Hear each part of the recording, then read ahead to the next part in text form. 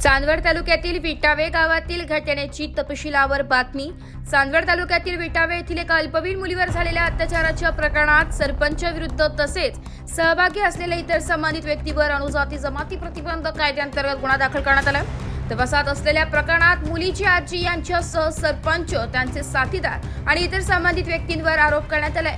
आरोपानुसार 1 महिन्यानंतर तसेच दिनांक 25 फेब्रुवारी 2025 रोजी सकाळी 7 वाजता अल्पवयीन मुलीला आणि तिच्या बहिणीला ब्रह्मगिरी लॉज, त्र्यंबकेश्वर, नाशिक व शिर्डी येथील लॉजमध्ये घेऊन जाऊन त्यांच्या इच्छेविरोधात आळीपाळीने शरीर संबंध केल्याची घटना घडली आहे। या घटनेबाबत तक्रारदार मुलीने चांदवड पोलीस स्टेशनला नोंद घेतली असून तिची बहीण आणि आजी यांनीही घटनांच्या गंभीरतेवर प्रतिक्रिया दर्शवली आहे।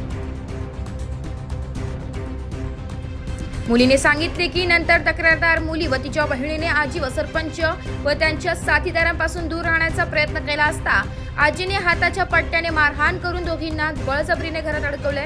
मनमाड विभागाचे पोलीस उपअधीक्षक बाजीराव महाजन या प्रकरणाचा स्वतः तपासणी करत आहे। परिसरात या घटनेमुळे खळबळ उडाली असून स्थानिक समाजात गंभीर चिंतेचे वातावरण निर्माण झाले आहे। ही बातमी अजूनही तपासाखाली असून पुढील अद्ययावत माहितीसाठी स्थानिक पोलीस अधिकाऱ्यांची पुष्टी अपेक्षित आहे। सर, आजच्या संदर्भात जी घटना घडली विटावा येथील, काय सांगाल? याच्यामध्ये 2 अल्पवयीन मुली आहेत आणि अल्पवयीन मुली असल्यामुळे त्याच्यामध्ये पोक्सोचा गुन्हा दाखल केलेला आहे। आपण 2023 ची घटना आहे। त्याच्यामध्ये प्राइम ऑफिसी एक 3 आरोपी त्याच्यामध्ये निष्पन्न होतात। तर 3 आरोपीच्या विरोधात गुन्हा दाखल झालेला आहे। आता जे काही तपासाचा भाग आहे तो तपास सुरू आहे। तपास माझ्याकडेच आहे।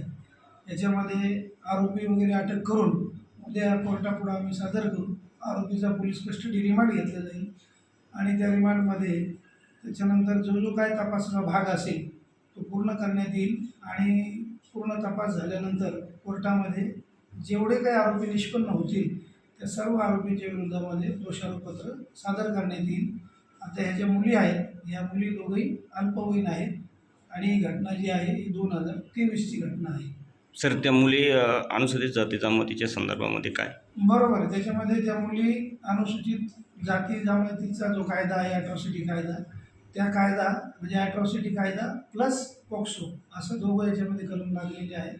नॉन वेलेबल सेक्शन आहे आणि त्या अनुषंगाने जी काही काळजी घ्यायला पाहिजे किंवा जे काही तपासामध्ये आवश्यक आहे, कायद्याला अभिप्रेत आहे, तो सर्व याच्यामध्ये तपास करण्यात येईल आणि लवकरात लवकर आरोपीच्या विरोधात दोषारोपपत्र सादर करण्यात येईल। नाशिक लोकशाही न्यूज साठी प्रतिनिधी देविदास जाधव, चांदवड।